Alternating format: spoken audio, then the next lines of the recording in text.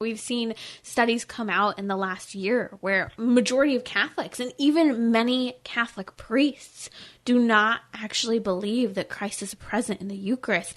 And this is staggering, but I think it's a problem of overly rationalizing our faith, but also at the same time, we hear people say, I'm various atheists and even friends when they've struggled with belief in the Eucharist who say, if that's real, it would be logical to me that you would be on your knees before receiving him. It would be logical to me that you would go scraping, doing anything you can to get there. So even in that argument of criticism against Catholics in terms of how often or if we receive our Lord, their criticism, even in believing in faith, does have a balanced level of rationalism that could be seen when we do need to see the mystery present as well and understand I'm not going to fully grasp this.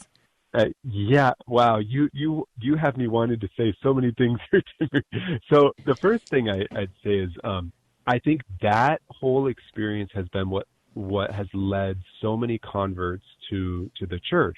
That is to say, if this is really what you believe, that Jesus is present in the Eucharist, if this is really what you believe, that Jesus suffered, died, rose from the dead, ascended into heaven, and wants you to also follow that same pattern in life, then of course we're going to do dramatic things in our life. We're going to give up our Sundays in order to make them a day of rest. We're going to give up sometimes our own desire to do things which are not in accord with God's will. We're going to live our lives differently, and that's a logical consequence of our belief, right?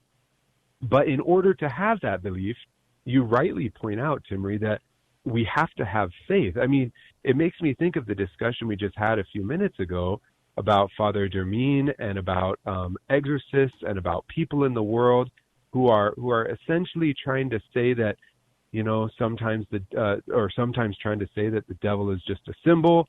For more of this conversation, head over to relevantradio.com/trending to listen live or subscribe to the daily podcast.